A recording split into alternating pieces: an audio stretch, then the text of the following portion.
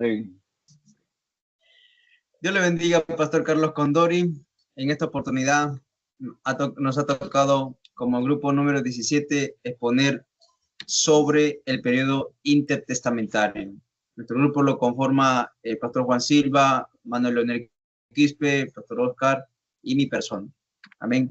El periodo intertestamentario ciertamente es el silencio profético que hubo desde el profeta Malaquías hasta el Nuevo Testamento. Durante este silencio hubo un cambio, se podría decir, radical en el clima, en el ambiente y en la atmósfera israelita. Por ello vamos a exponer sobre este tema. ¿Ven? Voy a dar pase a mi compañero Oscar para que pueda hablar de ello. Dios le bendiga, profesor Condori, Dios le bendiga, compañeros. Este periodo intertestamentario, un evento importante que se desarrolló fue el decreto de Ciro. Los judíos habían sido llevados en 3 ocasiones cautivos a Babilonia, en los años 605, en el año 597 y en el año 586 es donde Jerusalén es destruida y el templo de Jerusalén quemado. En el año 539 ese imperio babilonio es conquistado por los medopersas, ¿no? Conforme al sueño de Nabucodonosor. Y en el año 538 Ciro el rey promulga un decreto permitiendo que los judíos regresaran a su tierra.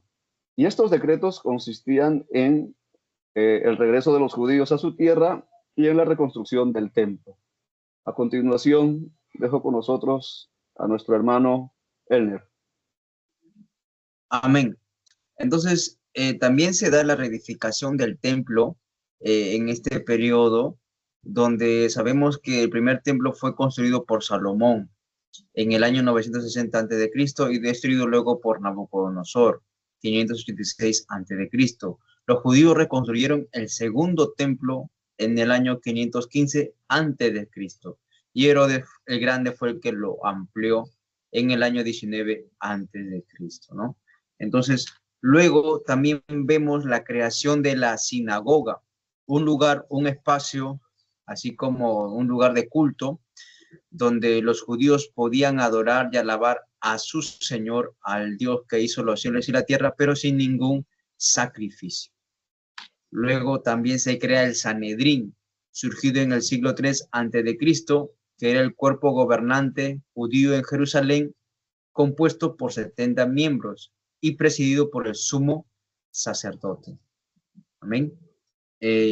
Ahora, también podemos hablar la influencia helenística que tuvo que ver mucho en el periodo intertestamentario de Israel, porque cabe decir que Alejandro Magno, que fue un macedonio al norte de Grecia, llegó a influir mucho en las culturas de muchos países y ciudades de Asia, del Medio Oriente, porque a través del idioma griego, que claramente está que Alejandro Magno es el que pide que este idioma se aprenda en todos los países, en todas las ciudades que él había conquistado, es donde los judíos también tenían que obligatoriamente aprender el griego, y así se llega también a predicar con facilidad a los gentiles, ¿no?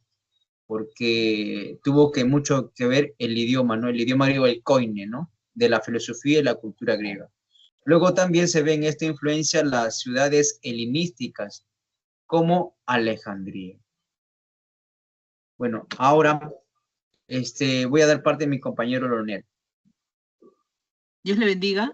Vamos a hablar un poco sobre la influencia de la Septuaginta. Bueno, a raíz de la expansión del helenismo, da inicio a la Septuaginta, ¿no? Que proviene del latín y que quiere decir interpretación de los 70 ancianos. Bueno, básicamente son traducciones del griego al hebreo, no, del hebreo, mejor dicho, al griego, disculpe. Que se inició con el Pentateuco, con el libro de la Torá, y posteriormente con el libro de los profetas. Bueno, su importancia recae en que luego de la expansión del helenismo, ¿no? En todas las comunidades, eh, todas las poblaciones, todas las comunidades ya hablaban el griego, ¿no? Gloria al Señor. Esto sirvió para que muchas comunidades judías aprendieran, estudiaran y tuvieran acceso a las Sagradas Escrituras y no perder la creencia, no perder la fe, ¿no? Y que también las futuras generaciones que vayan creciendo, ¿no? Puedan estudiar y comprender el libro de la Torá, ¿no? No fue una traducción meramente literal, sino que implicó adaptaciones al pueblo judío helenístico, ¿no? Eh, y como se comentó también en la diáspora judía, que era un pueblo bastante extenso, y mejor dicho, que está expandido por muchos lugares, incluso fuera de su tierra ancestral. En siguiente diapositiva, vamos a hablar también sobre el periodo macabeo. Esto surge luego de la muerte de Alejandro Magno, ¿no? Posteriormente su reino fue dividido por sus generales. Esto surge también porque había muchos abusos, ¿no? Muchos abusos por parte de un rey, ¿no? El rey Seleucida Antíoco, ¿no? Este rey cometía muchos abusos contra este pueblo judío, contra el pueblo judío, ¿no? Llegando incluso gloria al Señor, a profanar el templo de Jerusalén, ¿no? Esto llevó a que el pueblo judío, ¿no? Con el sacerdote Matatías y sus hijos y un pueblo de los asmoneos se levantara en contra de esta helenización que estaban teniendo, ¿no? Posteriormente también, ¿por qué se llama Macabeo, periodo Macabeo, ¿no? Un hombre muy importante que fue trascendente ahí fue Judas Macabeo, ¿no? Que llegó a ser líder de esta revuelta y en su nombre, en su honor se llama el periodo Macabeo. No, finalmente se reconquistó Jerusalén, ¿no? El templo nuevamente fue purificado y la alabanza fue nuevamente restituida y la adoración también en el pueblo de Jehová. Esto sería todo. Voy a dar pase a nuestro compañero y pastor Juan. Dios le bendiga.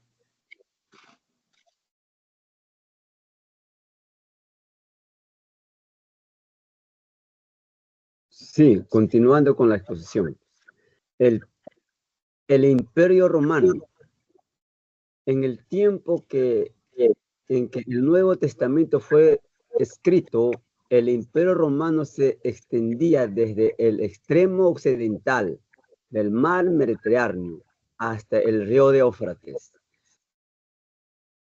Este enorme territorio era gobernado por el emperador, dividiendo sus imperios en provincias: Macedonia, Acaya, Siria, Asia, Galacia y Panfilia. Las características del Imperio Romano.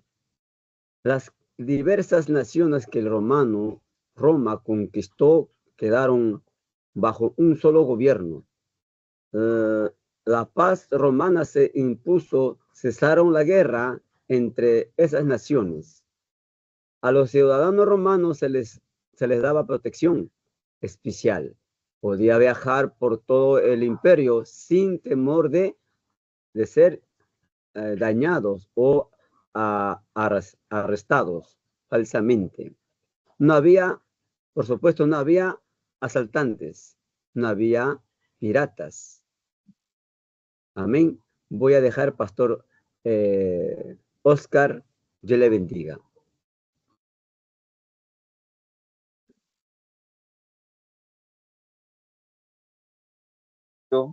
Amén, Dios le bendiga. Continuando con el periodo intertestamentario, uno de los eventos importantes también fueron que surgieron grupos políticos y religiosos judíos. Y estos grupos jugaron papeles importantes y cruciales en la vida religiosa y política de Israel. Dentro de los grupos políticos podemos encontrar a los celotes, a los herodianos, y a los publicanos. Y en los grupos religiosos están los saduceos, los fariseos y los esenios. A continuación, vamos a ver los grupos políticos.